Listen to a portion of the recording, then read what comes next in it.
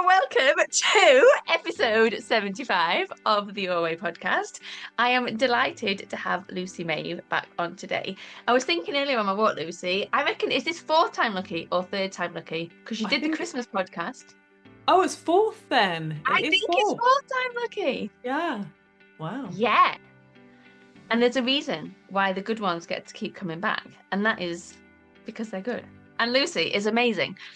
So Lucy, I know that we've just been talking about this, and you're going to love this question, but what you do is like maybe shifted a little bit since we spoke last time. So it's amazing to have you on. We'll talk about why you're here shortly. But for people that are maybe new, don't know who you are, share a bit. Do you want Whatever the you whole want to say. backstory? Say that again. Do you want the whole backstory? If you could start from birth. From birth. Well, the micro backstory, if I don't go all the way back to birth, is that I spent 10 years on the trading floor in Canary Wharf and realised in the process of doing that I'd like totally lost my way. Life was very grey, was feeling pretty like on a treadmill to death. And through that, started to become more and more intrigued in spirituality and body-based work through yoga. And then that wiggly journey that took probably about 5 years before I left my corporate job has now taken me to work with people primarily in a somatic way, in coaching to help them support them to connect back to themselves and to other people. So it's a big Amazing. relational angle. Yeah, so from a relation angle. So that's really interesting, isn't it? Because you kind of came, so very intellectual background, but Mm, you came at this through the body, so through the yoga yeah. and the body movement. Whereas my journey is almost like the opposite. I came through very like, still very, very head based and had to sort of I was gently and lovingly, I was going to say force myself, gently and lovingly introduce myself to being able to get into my body, which is a very, even though I was attached to it, I wasn't connected. I find it so I'm like that is the more natural way to go from like an intellectual world and like go in through the head and then slowly drop into the body. I feel like I went from like very intellectual to suddenly brain has exploded and I am doing body-based work and there was no midpoint step. And I see that as like actually probably a positive thing because I really do believe that people can just drop into their body and it can be through practices like conscious connected breath work or whatever else. But yeah, I've had to go backwards to be like, wait a second, what are the primary steps that people need to do? Because I just went from being a banker to suddenly having past life visions. So it was like, it was quite a big step that was quite confusing during the pandemic. I love it. It's like where did the gaps unfold for us to fill? But it's so interesting, isn't it? Because I imagine that's exactly how, because I can see now how mine needed to be exactly as it was. Mm, And I'm sure you can see the same thing. Like I couldn't have accessed my body from where I was at. It would have mm, been way too overwhelming for me. I had to do all the other little steps first mm. because I was living in La La denial land. Well, I also feel like I was living in La La Land, but I think part of it was because I started doing yoga because I thought that would get me a boyfriend. So I was like, Nice. I'll do loads of yoga because I'll become really flexible and then maybe someone will love me. And then yoga has a sneaky little way. It was almost like the universe was like, I know how to get Lucy into this stuff. Let's like get her into yoga as a way to potentially become a yoga influencer. And then slowly through that, she'll become connected to her body and then all the stuff will unfold. So it was very much divinely orchestrated, without a doubt. Oh, I love it. So you could probably do. So when I was in Bali, I spent some time with a Balinese priest slash yogi. And Mm, he took one look at me and he was like, I don't think you need the asanas. He's like, you need to learn these mudras, which are essentially this collection of 24. I guess it's, well, when I've spoken to other people, I think it's Kundalini-ish, but it's basically breath holds, locks, yeah. different seated positions. But there's a couple of them where I get to it. So one is like sitting in the lotus position and balancing on your hands. And I sort of have to do a little Mm. giggle to myself on that one. I sort of sit with my legs crossed and push my hands into the floor. And then there's another one that's either like a shoulder stand or an arm balance. And I'm like, yeah, no, I won't be doing that one. But you could probably do those ones. I could back in the day when I was trying to become a yoga influencer, but Um, now I'm not sure if my asana practice is quite up to it. Well, mine was so bad. It was like some of them were like sitting half lotus, which I sort of could do in Bali, but I'd hurt my knee a couple of months before, and it wrecked my knee so much that I don't even try now. I'm like, I'm just gonna sit cross-legged, and I'm just gonna trust that the Hindu gods are gonna just respect me for trying. Exactly, in respect for not hurting yourself. Like back in when I was doing all the asana, I was like, I will put in the same way I had a very banking brain. I was like, I will push through this. And I remember going to some of the yoga classes in London that were like, now I see them as like pretty filled with ego, to be honest. Lots of people Mm. that are professional gymnasts and very strong, doing all these incredible things. And I would be in there being like, push through, try and make it happen. You can do this thing. And then suddenly I was like, I'm not entirely sure if this is the purpose of this practice. But it was a gateway drug. I love it. So we are here today to talk about several things, but the general theme of the podcast is a return to wholeness and what that looks like. So I appreciate I only told you this just before we started, but just off the cuff, because I'm sure you'll have some good stuff to say. What does that mean to you if I say returning to wholeness? Well, What you know comes up? what? This is all very divinely orchestrated because I was listening to a podcast earlier with Jane Fonda, and she was talking about wholeness and Ah, how her journey now as an 85-year-old woman has been this process of coming back to wholeness. And her analogy for it, which I also really liked, was this practice of like slowly embodying the whole physical body. So almost this experience of like when we become disembodied, which is so common in early childhood or just through life generally, we almost, the vision that I see is like our head is in color and the rest of our mhm. body is gray. And then Oh, slowly we start connecting to parts of our body, and there's like a little pocket that we open up like a computer game, and that pocket then goes in color. And then like we start connecting to another part of us, and then that part comes into color. And the whole process of coming into wholeness is like bringing the whole body back online, so that we can feel ourselves fully. I love it. I Mm, love it. And then as you were saying that as well, because I'm curious, because we've had similar but different journeys. yeah. So one of the things as well for me and this whole journey has been also about integrating and allowing some of those parts of me that I'd pushed away. So maybe like pushed into the grey in your analogy. So not actually like necessarily the physical body, but maybe like attributes of my personality, things I decided were too much or not enough or were bad or were wrong. Even things that previously had been good. So sort Mhm. of I left law with burnout and I shoved down things like my ambition Yeah. and that drive for a long, long time because that was bad because that led me to burnout. So I think it's interesting how like it's also really multi-layered of Mm. like all the different facets that we essentially grey out or push away or whatever. Totally. And I think sometimes we can look at it through the lens of like, okay, all this stuff happened in childhood. Like that was when the process started that I like disowned these parts of me, or it all happened through those really pivotal ages.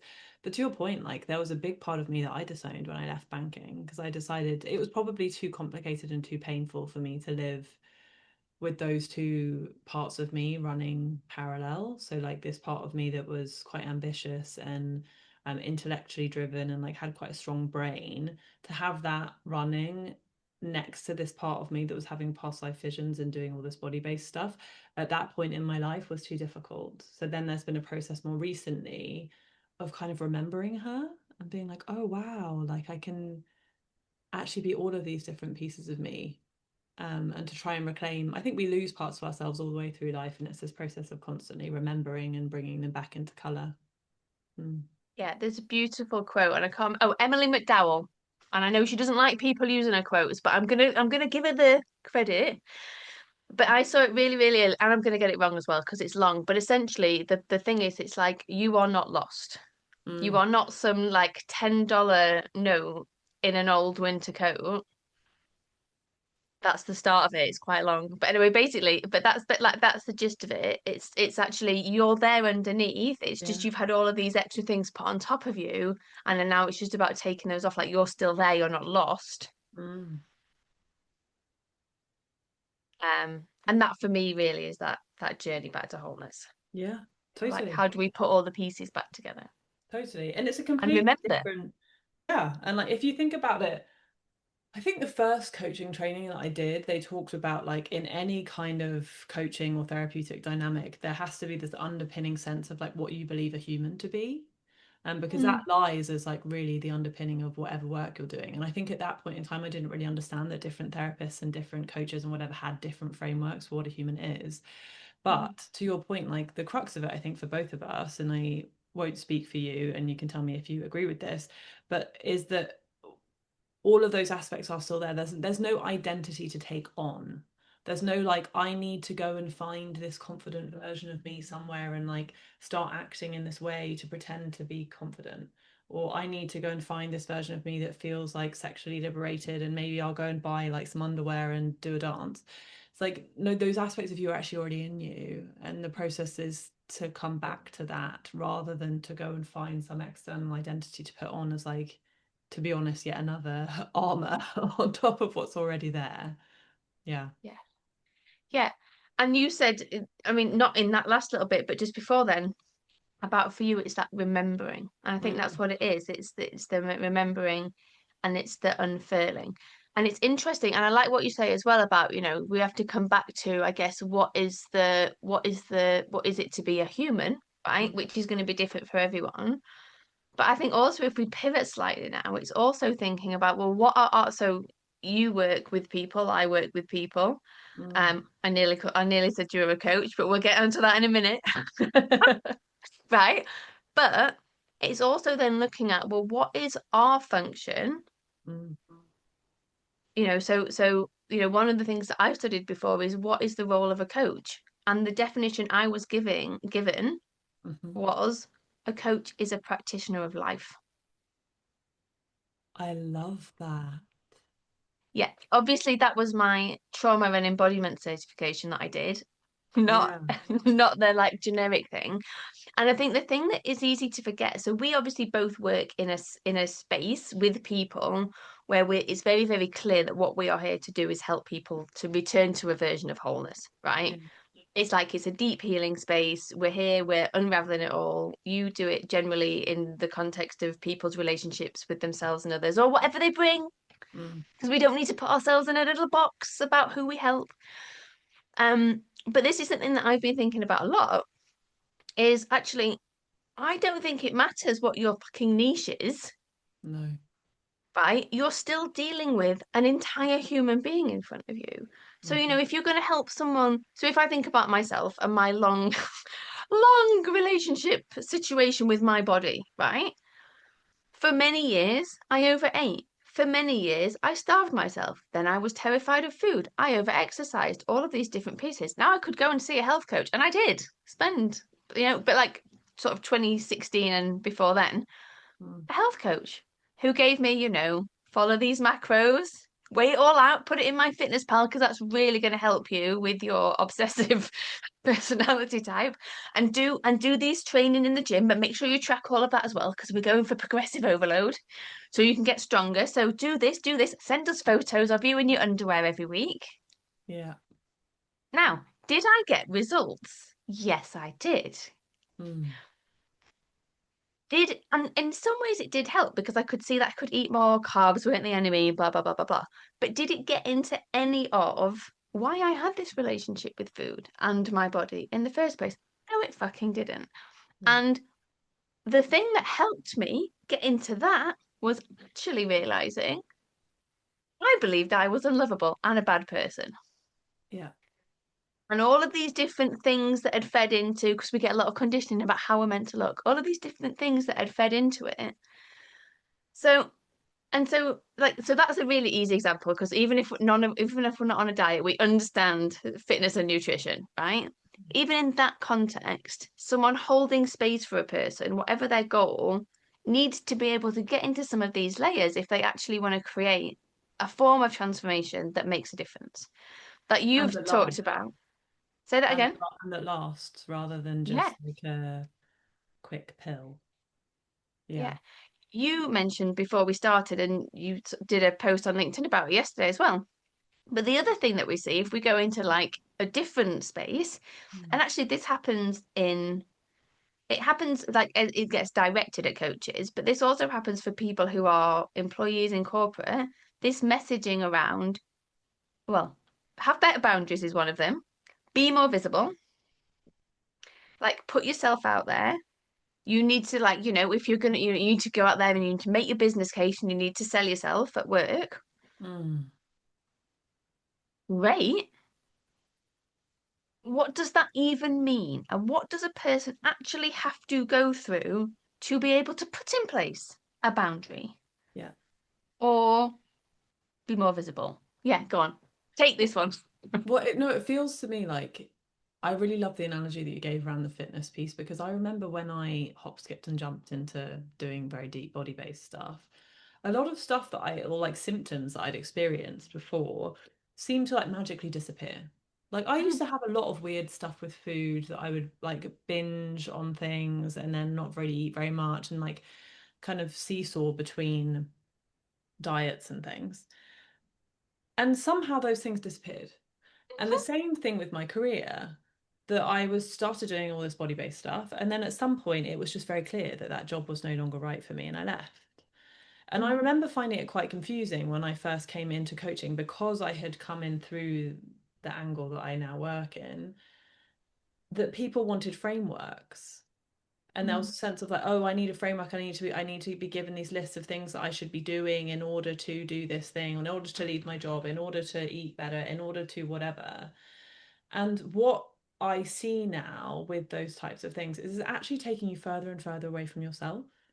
Yes. It's almost like you're chasing, it's like, okay, I need this framework from someone else and I'll do that. And then I'll do this other framework. And it's almost like a thread that takes us further and further and further away. And you may well get the results that you said that you wanted. Like you may find yourself being more visible at work or get the promotion or leave the job or whatever, or find the relationship. But there will still be the inner ache. And at that point, it can be really confusing because, like, wait, I've got this thing, but you've got the thing from a place of inauthenticity. Like, it's not true. Um, and it actually is another layer of like egoic identification with this, like, I'm going to go and be visible now and go into my boss's office and ask for XYZ. And I think that that creates a lot of suffering. And I see that a lot with execs and people that have done a lot of executive coaching work and have worked with therapists or whatever, and they find themselves like, oh, I can do all the things I said I wanted to do, but I still feel bad. Like, why? It's like, yeah, because you've been given yet another identity to jump into, and it's still avoiding the root thing that's still here. Yeah, and the Right? thing that came up when you shared that as well, it's almost like these frameworks and everything else, they perpetuate the system that often people are trying to escape from, but they also perpetuate the like good girl, good boy narrative conditioning that again, they think they're trying to get away from. Mm. Because, so not necessarily so much people in corporate, but you'll definitely identify with this. You see a system that you're in, you're like, I can't operate, I can't function from a place of wholeness and be myself in this system in this scenario being corporate. Mm-hmm. I can't do it. Can't do it. So I'm gonna leave. I'm gonna leave the system because I want to do things my way. I'm gonna trust myself. And then you find a coach who's sharing the methodology that's going to help you create whatever it is that you want to create. Mm-hmm.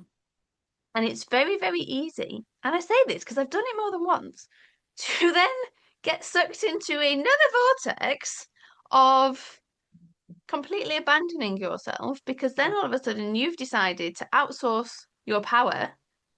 You've outsourced, you've taken it back, and then you've outsourced it again to be like, or maybe this coach has got the answer of what I need, or maybe this coach has got the answer of what I need. And I think you do, in the end, come to a place of actually, no, I'm just going to trust myself now. Yeah.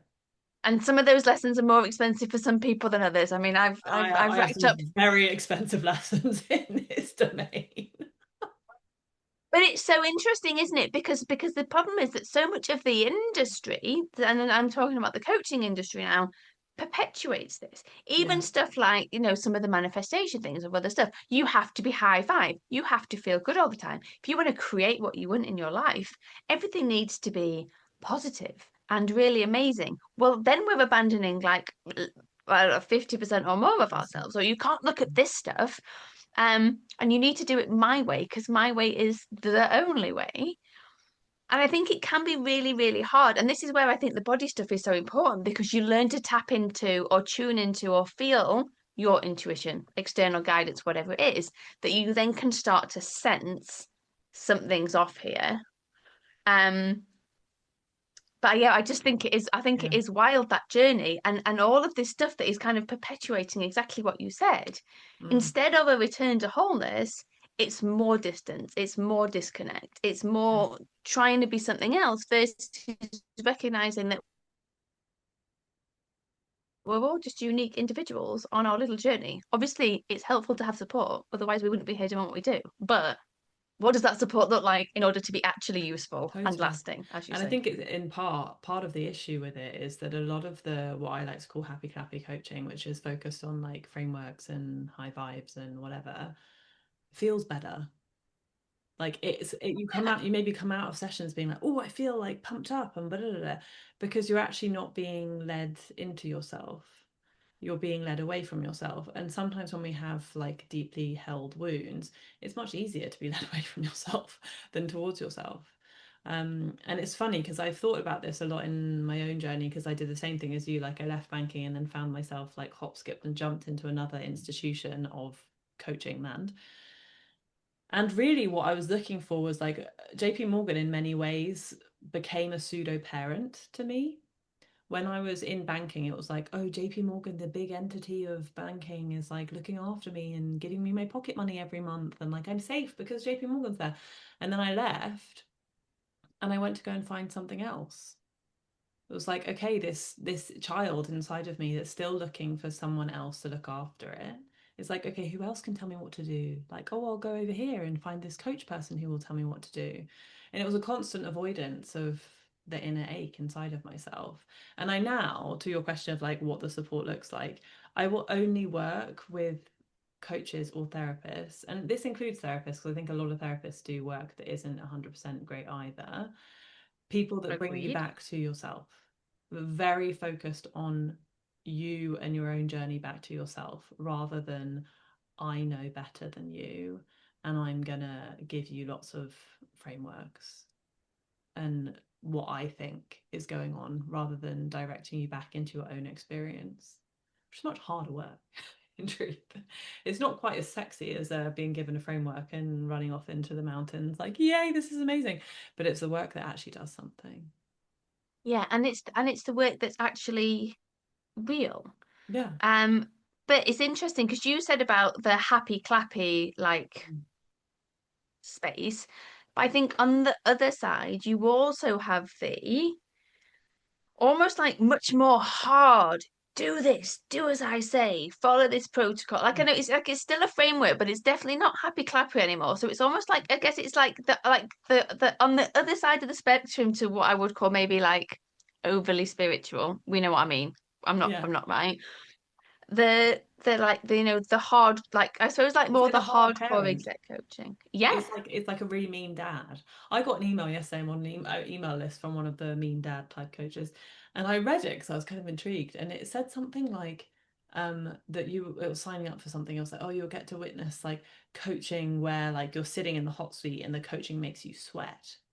And I was like, I don't like obviously at times it's going to be a little bit uncomfortable, but like I don't think as a coach you're wanting to like make your client go into a fight flight response that's like I'm not sure if that's entirely helpful either. I know.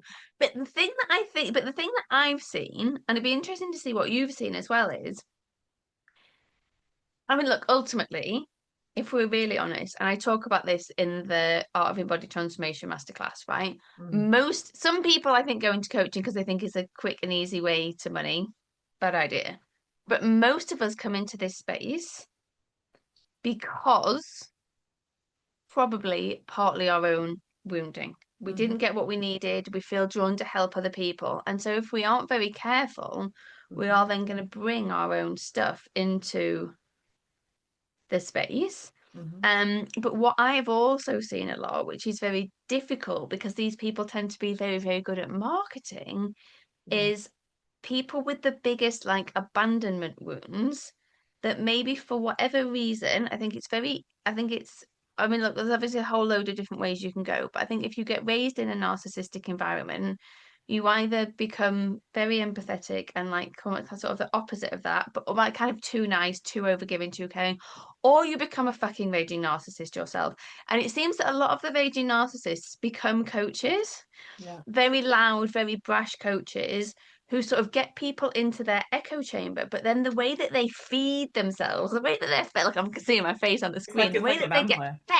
fed, the way that they get fed is to suck the energy of all of these people by Yeah, trying to mold them into it. It's like almost like the control that they couldn't have before. It's like I will control you and you will bend to my will and you will do exactly what I say when I say and how I say it. And if you're not doing this, then you're gonna give out and you can't.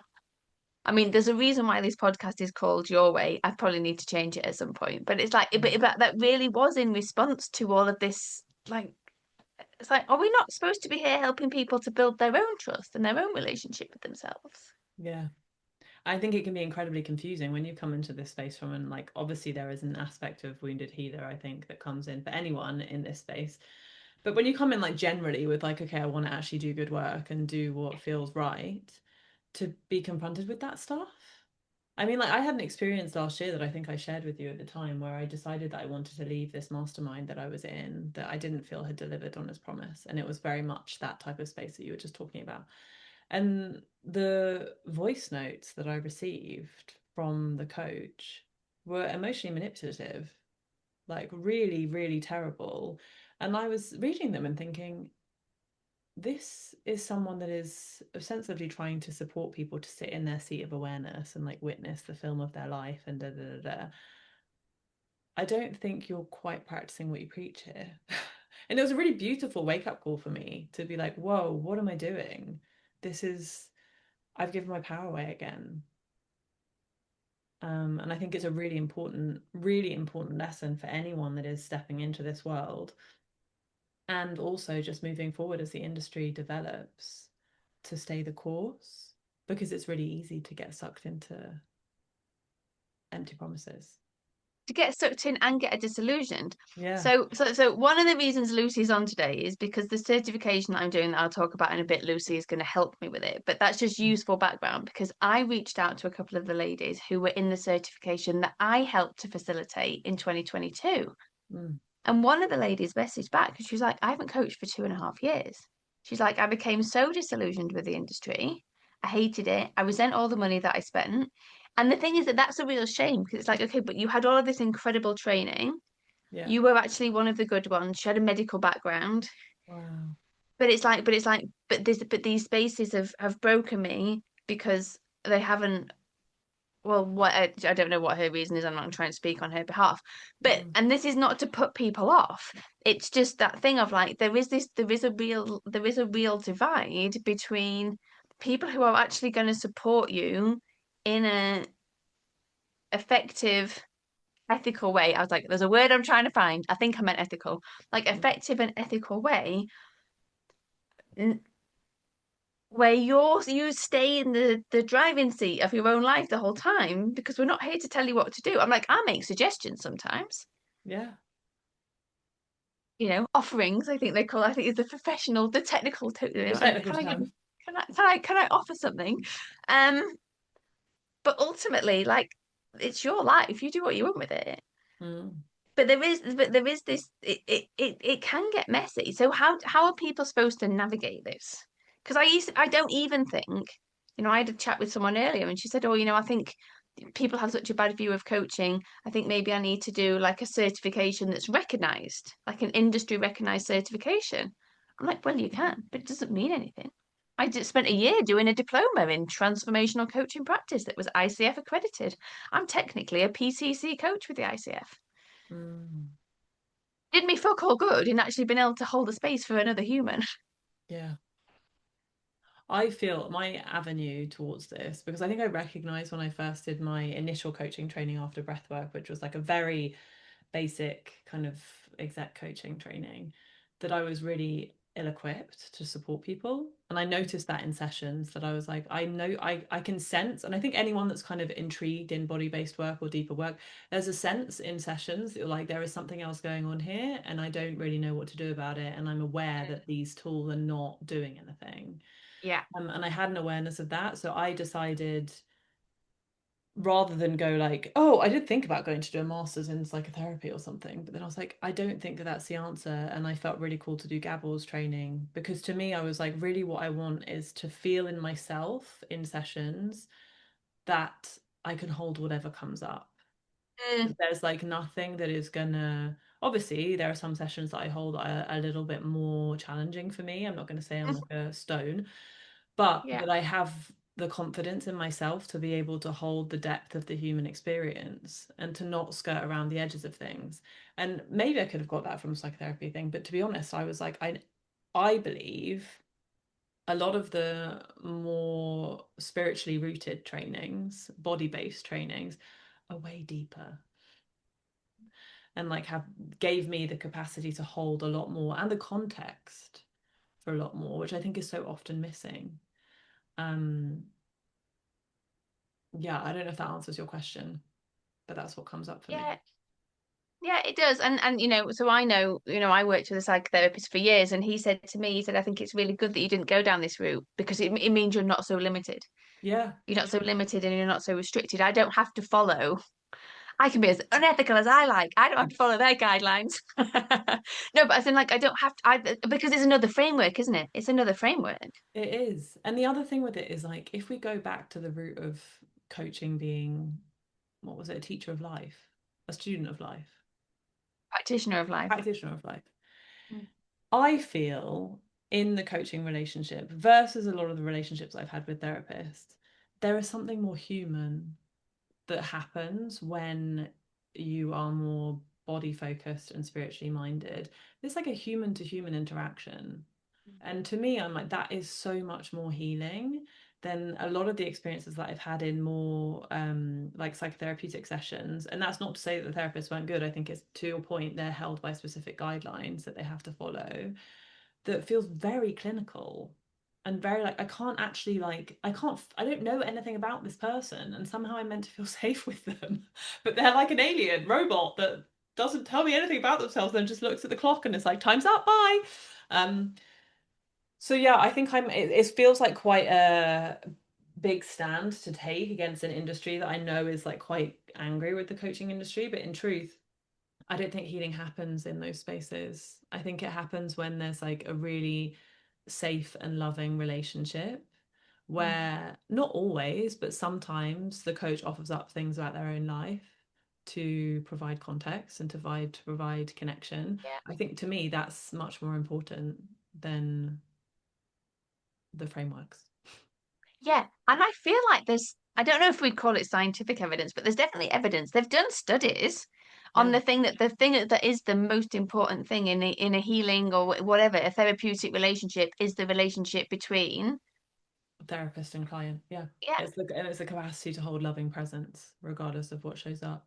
Because it's really like a reparenting relationship, you know? It's like how can you hold that? And I think going back to the points you were making before, how that develops is really in doing your own work and like really focusing and doing body-based work. Because I've noticed myself, like the more training I've done and the more practice I've had with clients, I will notice my own very subtle things show up in my body in a relationship with a client that sometimes gives me intel into what's potentially happening for them because potentially their nervous system's gone into something and in response to that my nervous system is doing something and that can give me intel into what's going on for them.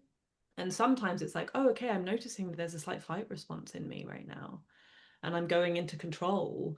And unless I had that body awareness, I would just be like going around, like we were talking about before, unconsciously controlling clients and trying to do loads of stuff because I wasn't aware of what was happening in my own body in relationship with them. yeah. No? And this is one of the things. So, because obviously I'm very in the workbooks for the certification at the moment. But this is one of the things in like so the first initiation is the initiation of the space holder. Mm, And this is one of the things. It's like, can you notice what is happening to you in a session? yeah. Because if someone has a response or shares something with you, or they're trying to get to an answer and they're going a million miles an hour, what happens in you? Can you allow them to have the space? Can you Yeah. slow it down? Can you be with what they're sharing without trying to fix it? Mm. And you're right. So it is this very much like, so I would call it the twin journey, but that very much in, like you said, interrelational. It's what's happening in me, what's happening in them. Am I present enough to be aware of both of those things? And you just are not getting that level of support from, I don't even want to shit on exec coaches, but from just generic coaching. It was No, like, come and spend 6 sessions with me and we'll do a framework and I'll take you through a process. It's the same process I take everybody else through. no. And then you can set some goals. Yeah, I mean, I had a session this morning, which it really like it shows something to me about like how far I've come because this client I'm working with is quite self-aware. And she said to me early on, she was like, I've noticed that there's a part of me that's afraid to bring my full self to you. That like Oh, I'm afraid to like break down basically into tears. yeah, And a previous version of me would have gone to fix that and to be like, yeah, oh no, of course you can bring all of yourself to me and like this is a yeah, safe space and blah blah blah, which is like what a lot of people would do. It's like, yeah, okay, I noticed something in me. I notice a part of me that's like, oh God, am I not holding the space properly? And a part of me that's like intrigued. So okay, can I sit with that in myself and then get curious about the client of like, oh, that's really interesting. Like, tell me about that, you know? yeah, Like, is that something you want to explore? And then that opens up a whole avenue of exploration. Because really, if you are a coach of any level of depth, you're doing relational work in your session. yeah, So unless you are aware of your relational staff with both sexes, so it's like very different working with a man and with a woman for me, different stuff comes up. You're gonna just be unconsciously projecting loads of shit onto them, basically. yeah. And just imagine the state, like, because if you think about, I'm not saying this for Lucy's benefit. Lucy doesn't need to hear this. Mm, This is for the tape. But if you think about what it takes someone who has recognized in themselves that actually there's a part of them that is trying to perform to you in a session, doesn't feel completely safe to open up. Okay. mm, There's safety already in place to be able to come to you and share that, right? mm, Because that's quite a vulnerable thing to share. mm. For you then to recognize all the different parts of you that, yeah, you can recognize them, but you can deal with them later if you need to. But then to be able to not make it about you and have you done something wrong, but to then be able to hold the space and get curious and be like, well, what's that like for you? Yeah, So then they're seen and witnessed, they're not feeling judged because they also probably think that they're doing something wrong. totally. They're doing something wrong. And then to be in that space of like, oh, hang on, I can actually express how I feel and what's going on for me when it feels uncomfortable. And I can be met with love and acceptance and compassion. Yeah, Game changer. Because then what can that person go out and do in the world that they couldn't do before? exactly. Exactly. It's like the to me the coaching container is all about yeah, the relationship and how you're in many ways, like regardless of what in inverted commas frameworks you're using, like the depth of presence you can hold. And I had this incredible coach slash therapist that I was working with a bit last year, and she was like really crone energy. She was like in her 70s. And she said to me once, she was like, I've been doing this work for like 50 years. And she was like, it doesn't matter whether you're doing internal family systems, whether you're doing CBT, whether you're doing whatever. The thing that matters is, are you present with your client? Like, are you fully present and are you there?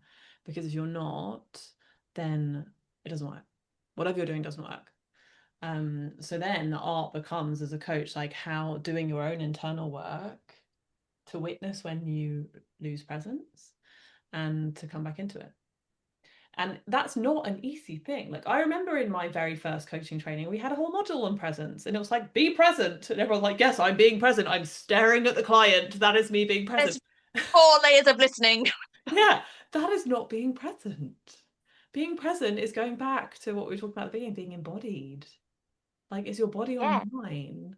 yeah. But I reckon, and I'm going to apply this to coaches as well, unless you've like done a load of even you can still have learned about the nervous system and somatic stuff and not be embodied. There's a difference Mm, between learning something and actually, having done the work. But I reckon, let's say 95% of people, and I've been generous, Mm. as in it could be more than 95%, are disconnected from their bodies. Yeah. How are you then going to be truly present? And this is why I think the nervous system work or body-based work or whatever label you want to give it, but we can't be present if here down is not connected to here up. No. And the problem is, because I was one of those people, most people have got no idea that they're disconnected. That's like Yeah. that the video I did on LinkedIn yesterday. I had no idea. If you'd said to me in 2018, are you disconnected from your body? I'd have looked at you like you had two heads. I'm like, Yeah. Like, I've what's just ran a this chick on marathon. What are you about? talking about? Yeah. Totally. Yeah, Totally. yeah. Yeah. I also think, 'cause I completely agree with you, like you can sense. We're not gonna look, we're not gonna convince everyone. Some people are gonna carry on with their frameworks and all the rest of it. But I, like you, could sense when I started doing this work that the training that I had was insufficient. Yes. And the program that I launched, it was 2020. It was called Have a Job You Love. It was very corporate based. Mm. People were bringing. My dad said I'd never make anything of myself, Mm. like that kind of stuff. And I was like, well, I mean, I could mindset a bit, but I was like, yeah, no, there needs No. to be more. This is not, this, I'm not even, this is not helpful. I like it, you know what I mean?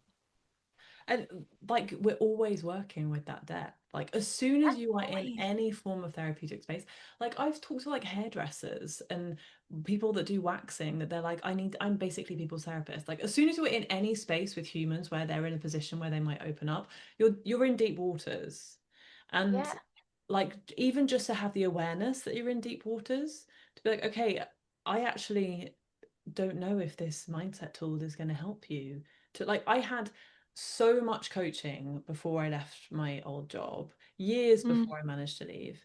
And it was all about like finding things you were interested in and having conversations with people and messaging people on LinkedIn, blah, blah. I did it all as the very good girl that I was. I did all of well the done. homework. I did it very well. Did I leave my job? No, because the root of me not being able to leave my job had nothing to do with any of the things that they were talking about. Like there is so much that is going on under the surface that I just wish that people that have stepped into this field were aware of because it's actually doing a disservice to the whole industry. Yeah. Yeah. But I think the biggest challenge is, and even before I started to do a certification, whenever anyone has come to me, and I can't remember if I said it to you or not, but I think probably not because you were already doing it. But whenever anyone comes to me, like the new coaches, I'm starting out as a coach. Can we have a chat? What would you recommend? Every single time. And I think they probably thought, actually, they probably thought I was just trying to get them to work with me. But always, my advice is always do the work on yourself. Yeah. And they're like, I've just bought a social media marketing program. Fuck me. It's like, you carry on. But you're not going to be posting on social media as your full self because you have a visibility issue that some social marketing program is not going to deal with. But then also it's like, but they, they're also, but it's so interesting. We have to do our own work because you said, Lucy, this is my point. People aren't aware of the depth. People aren't aware of the depth because they've gone nowhere fucking near the depth. They're like floating about 10 feet above the top of the water. Bypass, Yeah. bypass. It's Yeah. like, get your feet wet. Get your feet wet, people. Exactly. It's like, why is my client not moving forward? I've given them a framework. Do you understand what it actually takes to someone to move forward and Yeah, do the stuff? yeah, Yeah. yeah. So I just want to just double check because I want to be very respectful of your time. What have you got a time? Have you got a time that you need to go? I have a client in 40 minutes. I probably need to leave in about 25. Okay, that's amazing because I just didn't know if we need because I know it was in for an hour, so that's cool. We'll keep going. We definitely won't edit that bit out. So I think I'm just going to take a moment now to just say because it feels like a really opportune time. So some of you might have seen my email or my post on social media, and some of you might not. But I am I have founded the Holistic School of Awakening, and I am launching the first cohort of the Embodied Transformation Practitioner Certification. Never calling it that again because it's too long. But I at least now I've got my head around what it's called. Like this needs to be shorter. It'll probably just be the Embodied Transformation Certification in the future. Um, and one of the things that was really clear to me when I put this certification together, I didn't want it to be a half-ass thing. Like you've heard the conversation that Lucy and I have had so far. If I was going to do a certification and put my name to something, I wanted it to be robust. And the most important thing in all of this is it's the relational work, it's the practice, it's the doing your own deep work. Mm. And with the best will in the world, I knew that I couldn't effectively facilitate those practice sessions between people and give feedback and in the moment feedback. And I couldn't be present, right? I couldn't give the presence that I wanted to give in a group space on my own. And so there was only one person that I wanted to ask to support me because there was only one person that I know who has done the depth and can hold the space and has had the training and understands what this all looks like. And that person is Lucy. Mm. And now was the time that I wanted to mention that because I just think from the conversation that we've just had, hopefully for everybody, it is just bleedingly obvious why Lucy was the choice. The one and only. I don't know if that's a I was song, but thinking I'm about into it. you. I was thinking about you earlier because I got one of my cards that came out when I did my cards this morning was about the whale vibration music. And I used to run the village choir here, but then I stopped and I was like, oh, Lucy's in a choir. I was like, I Oh, need to the sing choir. more. Honestly, I had to do a presentation the day after my choir concert and it just fell out of me. My throat was so open. I was like, the choir is the one. Um, so I'm delighted to have you Mm. It's such an honor. to share your magic. Mm. I would also now like to move on. So we've talked a bit about the kind of ick with the coaching industry, which is tricky, right? So I still call myself a coach because I like to have big, bold goals in my life. And I'm like, no, I'm just going to disrupt the coaching industry so that people in the coaching industry actually act with integrity and know what they're doing and are actually good at what they're doing. And all of the shit ones are going to fall away. Because if all you can offer is a framework or some mindset stuff, honestly, people go and spend £20 a month on ChatGPT. Make friends with a robot. Say, like, do you know what I mean? 100%. 100%. And you're now inspired because I stepped away from the word coach because I was like, I stepped away of it, partly because I had the ick, partly because I was like, I feel like it's not allowing me to bring my whole self somehow. But in truth, it was because of the ick and the ick around the whole industry and around all of the mania. So you saying that you're deciding to put a stake in the ground and be like, no, I am going to be the one that pushes back on this inspires me to reclaim. Amazing. Well, I had to reclaim my middle name Maeve, because I used to really not like it. So maybe I need to reclaim Coach as well. It's like I'm also here on a mission to reclaim the witch. That's just clearly Exactly. why I'm here. I did it. Exactly. So I haven't had, so I mean, sometimes it comes through in dreams, but I had a guided past life regression last year. And one of the parts of it was you kind of go up and you meet you go to the soul family and stuff. Mm, I tell you what, Lucy, I didn't want to come back. They're like, you need to go back. I'm like, I don't want to go back. You always. need to go back. You need to help people remember. I'm like, the people. I want to stay up here. It's so nice up here. It's so airy. Like it. Okay. So you are so on LinkedIn. So this I wanted to talk about this because I noticed it the other day. Mm, Therapeutic mentor, which I quite like. Because I do. this is often people's real challenge when they don't like the word coach. Because I've had this conversation with quite a few people. It's like, but what do I call myself instead? Oh, completely. Completely. I fell on that. I mean, I've changed my bio on LinkedIn circa 17 million times. Um, I changed it to therapeutic. I used to be a therapeutic coach, which I quite liked. Changed it to therapeutic mentor because in some ways there are certain aspects of my work that is mentorship. So I am much more directional than a classic coach would be. Like most coaching is like, don't ever give direct. If you're looking at like really ICF guidelines, never give any direction. You're just asking questions. That is Yeah. not my work either. So it felt like it gave me the capacity to bring more of myself in. Um, that was why I fell on that term. Whether I stay with it, TBC. I love it. So I've got, so in the workbook for the first initiation, that's one of the things that we go through. It's like, well, what's the role of a coach? What's the role of a mentor? What's the role of a trainer, like training? What's the role of a facilitator? Mm. And yeah, I think if you asked any of my clients, I mean, no way are any of my clients getting past an ICF. Absolutely not. I mean, the other day I am working with someone at the moment around their sexuality, doing all this work around connecting her to her pussy. And I'm like, imagine if I submitted this recording to ICF, it would be like barred. She's gone. She's gone. But yeah, and also I like, and I think the thing is, the clients are either going to love me or not love me for it. But like you said, I'm a classic oversharer. Mm, I like that. I like that. I can't be doing with the like. I don't want someone to be supporting me who pretends their entire life's great because I know it's a lie. totally. Totally. And you know what? There's a level of, I think, for some of the things that I work with clients, like I have a client at the moment who has like ROCD, so gets like very anxious about relational stuff. And as you know, I have also struggled with this in my life.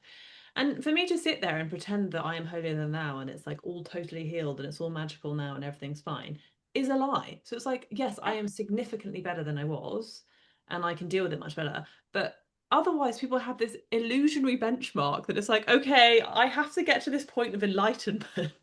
And at that point, then I am ready and whole and healed. Yeah, Versus but I think, like, but this is, no, this is part of the journey.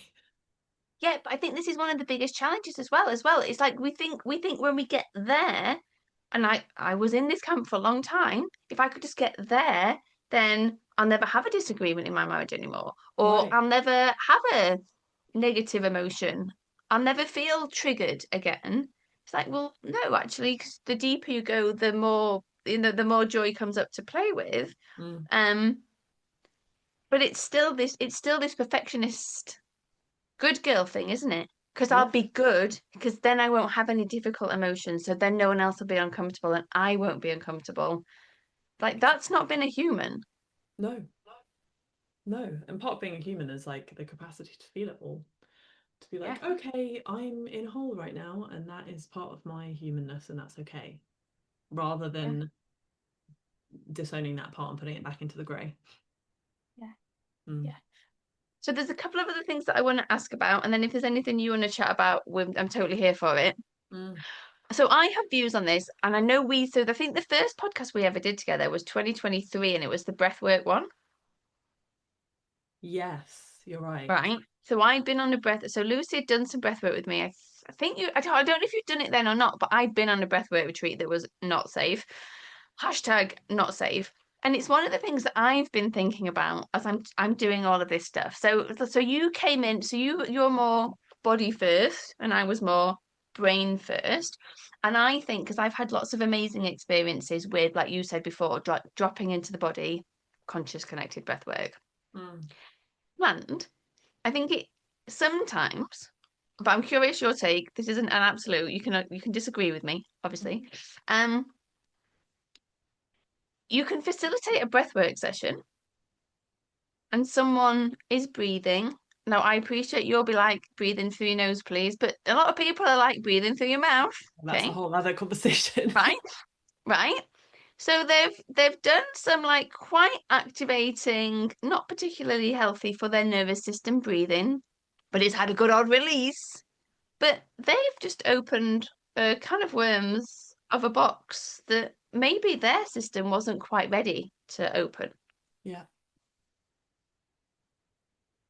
And then the breathwork facilitator has got their breathwork facilitation skills. But I think sometimes, because I think it works both ways, it's like the exec coaches need to get into the body, but the body coaches also need to understand how are they then going to deal with someone Yeah. who has a big and emotional release. Now, and I appreciate there might be a school of thought, which you might agree with, of like, well, no, because you'll get in your body and your body will just feel it all through and it's a natural process and it's fine. I'm not sure I'm not sure if that's the case, especially if you're doing like the open mouth breathing, you've got all the intense music, you've got them coming around doing their acupressure, Mm. pushing on, pushing on the diaphragm. No, so I've shifted. I mean, I've always felt this way to a certain degree, but it's shifted a little bit in the last few years as well. First of all, mouth breathing should not be done by anyone that can't complete a stress cycle. Most humans can't complete a stress cycle, but you should not be doing mouth breathing if you can't, which means like completing the full emotional experience of whatever shows up for you. The Yeah. second piece is like it's this whole piece around cathartic experiences. And I think I don't know whether it's shifted now or whether I've just shifted, so I've kind of moved away from it. But a few years ago there was a real focus on like catharsis and catharsis being really healing and like, okay, I need to have this huge breakthrough and like this huge thing and like I released all this stuff, like this whole thing of like I released it and it's now gone. That's not actually how healing happens in the body. It's like there has to be a level of presence. So if you can't stay with the emotional experience and be present in your body whilst you're feeling it, it's not healing. It's re-traumatizing. So that is in Yes. part why I use the nose because Mhm. the nose puts the system into the parasympathetic. So there's already like a mechanism of safety that's being built into the body as you're doing the practice. But even with that, like there are some circumstances that someone shouldn't be doing that. And I also don't believe that we should be touching people during breath. Like I will sometimes come in and like touch someone's shoulder gently or like support someone in a very specific way. But a lot of the time they're like acupressure, pressing on diaphragms and like doing all the stuff. It's like an ego trip for the facilitator, really, of like wanting to get involved in someone else's process. Um, so yeah, it's I don't think fundamentally that that type of work is necessarily healing. It's a lot more nuanced than that. To use that practice safely, anyway. Mm. Yeah, but if you are then doing that practice safely and Yeah, stuff comes up for people, what do you think people like? What do you think people need to know? Because for me, it's the same gamut. It's like potentially you get into the depths of someone very, very quickly. You yeah, then need to know what to do with the depths or the grey bits that yeah. turn into colour all of a sudden. Yeah. So the first thing with breath specifically is like obviously giving people context because a lot of people, to the point that you mentioned when you went on that retreat before, like no one was told about what might happen. So that in itself creates like a huge lack of safety. If you're like, I don't know what's going to happen, and now suddenly my hands are cramped and like I can't move my jaw and I'm like feeling all of this pain. So if you give people context, that supports people to orient to the practice. And then afterwards, there's a huge piece of like the length of the practice because you need a serious like a period of integration afterwards in the body. And then yes, space to orient themselves to what actually happened and what that was about. And I think that's why, in truth, like I prefer to use those type of practices when I'm either working with someone directly in a coaching capacity or in some other format, because it's a bit like going and doing psychedelics. And like you go and do psychedelics as a one-off and you have this like huge insight and you're like, oh my God, everything's changed. It's all crazy now. But you don't integrate it. So it's like it can be a peak experience, but you have to have the space to integrate what happened. Otherwise, it's really hard to make sense of it. And I don't think that that's necessarily a healing experience. You can do shorter breathwork practices, which are really beautiful for bringing you back online, but Mm, longer conscious connected breath journeys, I think, should be more in spaces of like bigger containers, to be honest. yeah, yeah. Mm. So in the context of things that last and creating these spaces and these environments where there is integration time as well. Yeah. Let's talk about your retreat because this is going to go live on Monday. So this will go live on Monday, the 27th of April, and Lucy is doing a retreat in Andalusia on the 25th of May to the 30th Indeed. of May. Yeah. Um, so I want you to tell us about it in a second, but in the context of this, because as you Mm. know, I had a message from one of my clients who is doing the certification with us because he was wondering for himself. He's like, I work with like really high level execs. They're busy, they're stressed. I've thought about doing a retreat. He's like, but how does it differ from Mm. like just a few nice days relaxing in the sun? How do you actually have something that sticks and that lasts? And so it's interesting because we've been talking about all of this embodied change and lasting. Mm. Um, so the panel would like to know. How does it work? So I see the retreat. There are two branches to this. One around integration and one around the purpose of the retreat. To Yes, and me, tell us all about the retreat as well. Because people might want to come. Yeah, so the retreat is, oh my God, I'm so excited. The retreat itself is held in the most beautiful retreat center in the mountains of Spain. And I'm taking a small group of women, so it'll be a maximum of 13 of us. And we're going to be doing all body-based work for the week. A lot of relational work, so non-sexual intimacy work, basically all of the work that we've been talking about on this podcast, but in a contained setting. So you can take yourself away from your day-to-day, from the like mania of life, and put yourself into a really safe environment where everything is done for you, which is the dream of a retreat, and really have space to do some of the deeper work. So a lot of the people that come have been in a space where they have been doing therapy, they've been doing coaching, they've been doing something, but they're like, it's not really sticking. I haven't had the experience that I think that I meant to be having, or there's something stuck. And they want to take themselves into an intentional container to work with that. And last year it was honestly the most magical week. It blew my mind how incredible it was. I was really nervous going into it because it was the first one I ever run. And at the end of the week, I had this moment of like, is it possible that this could have gone this well? Like, I don't, it was like blowing my mind, really, like the experiences that everybody had, the openings that everybody had, like really, really huge shifts. And most importantly, like lifelong friendships were formed that week, which is so important to me and leads quite neatly onto the integration piece. But before I go to that, there is a part of me that sees the purpose of retreat, one, as a space to do deeper healing work, and two, to open to potential and to possibility, which is really, in truth, like the essence of a peak experience. It's like, okay, I've opened myself to this possibility of how I feel. Like I've opened to the possibility on this retreat that like I can feel this like deep love and connection to myself. I can feel like real intimacy with other women and feel safe with other women. I feel like some connection to the universe that I've never felt before. And it almost Yeah. opens a door in our minds that's like, this is possible. And I think that in itself is a really important thing to lean on, because when we've had an experience like that, it stays with us, regardless of whether you do loads of integration work afterwards or not. You've had an experience, so there is something else. Mm. And it's like, okay, there is something else. And now that maybe takes someone on a path to explore more of how they can access that in their life. And I think that that in itself is a powerful thing.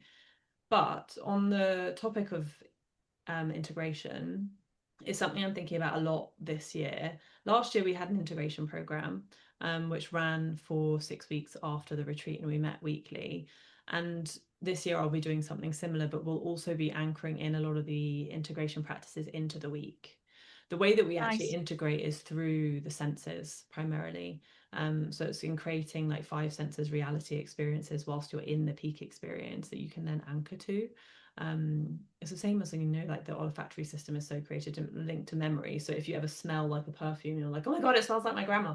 And it takes you back to that whole experience Mm. of being with someone, of anchoring that in whilst we're in the experience, and then using that as an anchor when you come out to continue to connect to that version of you, um, as we come out the other side. So yeah, I hope that answers your question. It does. Amazing. I've got follow-ups. Mm. Um, So, because I know for myself, I've done a lot of retreats now, and I currently do. I mean, I need to stop calling them a day retreat because really it's like very, very intense. Go and talk about stuff that's very difficult. Well, not difficult, just very, the state of the world kind of thing. But we also like, we have a sound bath and she brings cacao and stuff, and it's lovely. And a group of ladies are there, and it's amazing. And we do it once a quarter, and it's in person, and it's incredible. But I've also been on retreats where maybe like I've been a bit worried about like how are the people going to feel, like how am I going to feel in the space, like I need a lot of downtime, I'm an introvert, I like to nap, all of these sort of concerns about what's going to be like, and I'm a bit weird. I'm fine with it, We're all a right? bit weird. Exactly, but all of these different things of like, oh my God, and I like to go to bed early. I like to go to bed early, right? All of these different things that maybe for me would be like obstacles. I mean, then I go and I have the most incredible transformational experience. But there might be people out there that have got those sorts of concerns. Totally. So what would you say to them? Yeah. I'm so aware of this stuff because I have such stuff about being in groups of women that like it is like, oh God, are they all gonna hate me? It brings back all the stuff from school.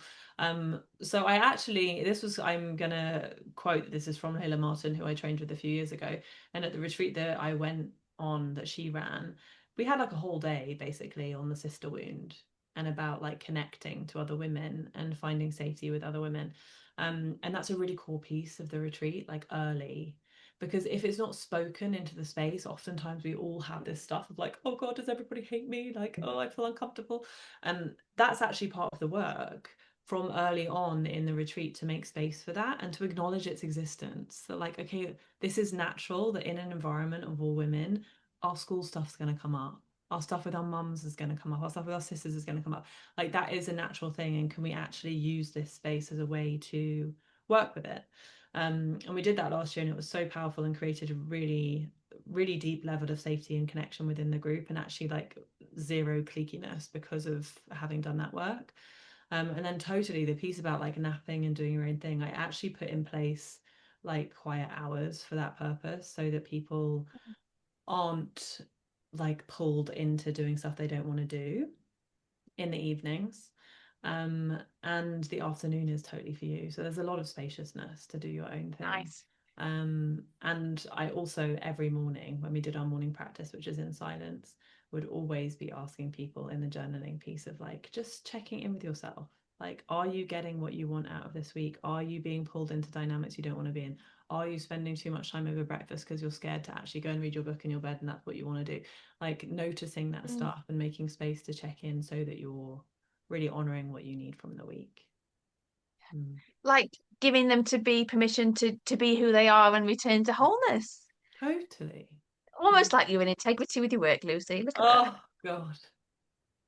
Okay, so one more question, because if I was listening to this and I was like, oh, this retreat sounds good, the bit that would have been like, intimacy with women, non-sexual intimacy with women, I'd be like, hang on a minute, what now? Sorry, Please what? Are elaborate. we getting naked? No. So what I'm talking about here is a lot of us between women have huge armor between women. That's like, oh Yeah. God, I don't want to be like hugged by a woman. A lot of us have a lot of wounding with our mothers that we weren't held or like connected with properly. So a lot of the work that we do in the workshop piece, which is around lunchtime, is around like open communication with women, being emotionally supported by women, like really working with how we can open ourselves up to deeper connection with women in our lives. Because I really, really deeply believe, going back to the piece about the witch that you mentioned earlier, we need each other as women. We really do. And we can't bypass that work. And I know that it can bring up a lot of stuff for people of like, oh God, I don't want to share this because people think I'm weird, or like women in the past have rejected me or whatever. But the intention of this space is to come back to that space of being connected with women and supported by women, so that you have this like almost coven of women that have seen you in your fullness and your wholeness and can carry you out into the world. And I've seen that so much since last year. And a lot of the women that came have had big shifts in their lives and changed quite big things. And they've been held by that group, and supported by that group. And that is so fundamental in any healing path, is having a community of people around you that have seen you and witnessed you and you feel safe with to be who you really are. Mm. Yeah, and also it's our natural place. It's our natural place to be in community together, and how beautiful to kind of heal from the mean girl stuff. So I Yeah. didn't, I went, I mean, like my schooling was interesting enough, but I've got friends that were kind of private school, boarding school, all the boarding school horrors. Are you here for I was a people? boarding school girl. Right. Yeah, right. But then that ability to heal that, because like you say, we are meant to be relational beings. Yeah. And it can be really, really hard. Like I know I've noticed it for myself, because in my very briefly, my family relationship, there was a lot of triangulation. There was a lot of everyone getting pitched against each other. I didn't really know how to be a sister. And at school, my friends sort of, I seemed to have a friendship group that changed every year or two. And I was always like the third, like they'd be the best friends, and then I would be there. So Mm. actually learning how to be in relation with a woman Yeah. it has been a big thing to have friends. And now I have the most beautiful friends. Yeah. But it's been a shift. But you only get the shift when you put yourself in the space and you give yourself the opportunity. Completely. And like some of the women that came last year said to me recently that like some of the practices that we did together are like hardwired into them, that it like shifted something fundamentally in them of this experience of being met emotionally by a woman and held in something that. And the important piece here is that the person that's holding them isn't the facilitator. Like it's a peer. Because there's a different dynamic that happens when it's the facilitator holding you. You can go into stories of like, yeah, but it's their job or whatever. But like this is Yeah. a peer holding you in something and witnessing you in something, which is so deeply healing. Yeah. Yeah. Beautiful and amazing. Mm, So, information on Lucy's offers will be in the show notes. Go and find her. She's on LinkedIn at Lucy Maeve. She's on Instagram, Lucy Maeve as well. indeed. Website, lucymaeve.com, I'm going to guess. Yeah. You're nailing it. Um, and so Lucy's retreat, the doors are closing very, very soon. So if you want to join the retreat, go and speak to Lucy Mm, yesterday, pronto. And if you'd like to speak to either Lucy or myself about the certification, you've got any questions, then probably come and give me a shout because Lucy is about to go to a fantastic wedding for a little while. On a little trip. Uganda, did you say? Uganda, indeed. Amazing. Um, would love to have you. So the certification, we've got an intro call on the 30th of April, and then the curriculum is going to start proper on the 7th of May. Mm, And we are running for 8 months through to the end of the year. Um, essentially, if you like the conversation that we've had today and you want to be able to facilitate this for your client and yourself, because it's very much a practitioner-led certification space, so you will be doing the work yourself first because this is how we do the work effectively with other people as well as learning the skills. Then apply to join the certification. That is below. If you want to know a little bit more about, well, what is the certification covering? What are the different stages? Then sign up for the free Art of Embodied Transformation Masterclass, which will also be in the show notes. Right, my love, I feel like it's time for you to go and do your thing. But anything you would like to okay. add before we round off today? No, just that it's been such an honor to be here and to talk with you. It's Thank you. it's lovely to have a conversation with someone that, knows what they're doing, has done the work, is in the work. It's Happy very days. validating that I'm like, okay, there are other people in the world that are seeing the world in the same way. So thank you. There are, and do you know what? There are people who have joined this PhD with like, so sorry, who have joined the certification with like PhD science backgrounds, and they're like, this is the kind of work I want to do now. So Mm, it's the way beautiful. forward. Indeed, it is. All right, my love. Thank Thank you. you.